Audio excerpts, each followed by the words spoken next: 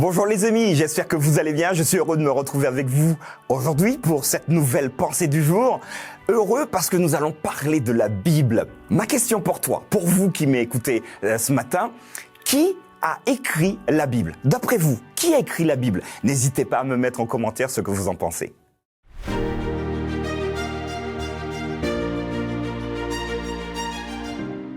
La pensée du jour se trouve aujourd'hui dans 2 Timothée chapitre 3 versets 16 à 17.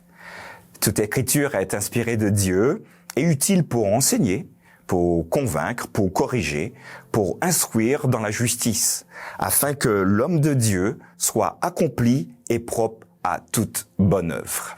Voilà les amis, il y a quelques instants, je vous demandais de savoir, d'après vous, qui aurait écrit la Bible. Et potentiellement, vous avez des amis, votre famille, certaines personnes donc qui disent que mais c'est un livre, c'est les hommes qui l'ont écrit, vous êtes en train de suivre des enseignements, des choses qui vont pas, c'est purement humain, Dieu n'a absolument rien à voir avec tout cela.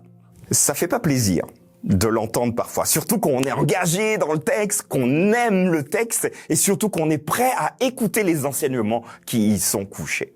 Sachez et sachons que c'est vrai, la Bible a été écrite en partie par des hommes.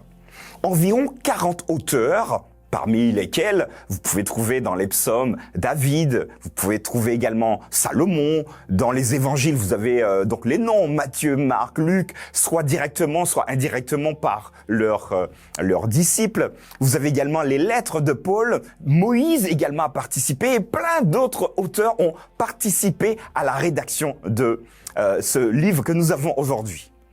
Est-ce à dire que finalement c'est un pur produit de l'être humain? Alors, la Bible va nous inviter à considérer un élément qui nous échappe parfois.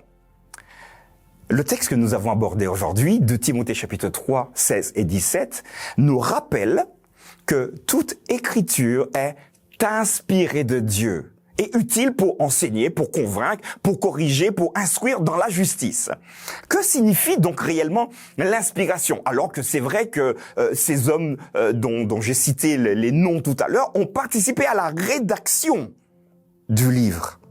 Alors, prenons un exemple. Moïse. Comment Moïse fait-il pour rédiger? Le texte nous dit il est inspiré. Inspiré, ça veut dire souffler. Donc Dieu souffle sur Moïse, qui reçoit des visions, qui reçoit une perception, qui reçoit des paroles directes de Dieu. Et celui-ci, avec ses mots, son vocabulaire, donc va rédiger, va transcrire ce qu'il a reçu afin que vous et moi puissions avoir les enseignements venant du Christ. Alors oui, la Bible a été écrite par des hommes, mais pas que.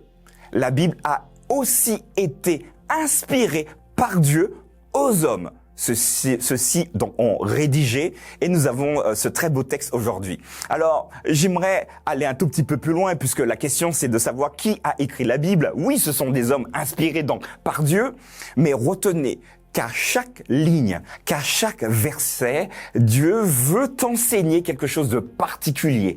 Es-tu prêt non pas à aller voir au rédacteur principal, qu'il soit David, Moïse, etc., parce que ce sont des hommes limités et imparfaits, mais à l'enseignement que Dieu permet à ces hommes de retranscrire dans leurs lettres, dans leurs livres, dans leurs lois. Et je crois qu'ici nous avons un défi. Ceux qui balaient le texte biblique d'un revers de main, à mon sens, perdent cette fabuleuse bénédiction que Dieu a en réserve pour chaque être humain. Commençons, vous et moi, à aller chercher ces enseignements, à écouter Dieu nous parler, parce que oui, la Bible a été écrite par des hommes, mais des hommes inspirés. Et j'aimerais terminer cette pensée en vous disant que ce ne sont pas les mots qui sont inspirés, mais ce sont les hommes qui sont inspiré. Donc, que vous ayez un mot ou un autre, mais qu'on reste dans la même dynamique, dans la même compréhension, ça n'a pas d'importance. Je le sais parce que parfois, dans le monde de la théologie, on se bat de savoir, oui, mais c'est ce mot-là qui est le meilleur. Non, cette traduction-là, elle est pas bonne. pas bonnes. La plupart des traductions sont de très très belles traductions, mais ce que je vous propose, c'est vraiment non pas aller chercher au mot, mais à écouter Dieu parler au travers du texte.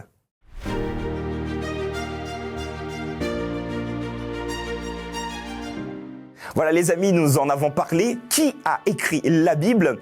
N'hésitez pas vraiment à discuter avec moi, posez-moi des questions. Alors je vous l'accorde, je suis pas systématiquement là à regarder tous les commentaires en détail, mais dès que je le peux, je regarde, je vous réponds, et puis ceux qui posent des questions, très souvent, 2, 3, 4, 5 jours après, vous avez une réponse ou des éléments de réponse. Donc n'hésitez pas à partager dans le chat, n'hésitez pas non plus à partager cette pensée du jour avec vos amis. Nous nous donnons rendez-vous demain pour une nouvelle pensée du jour.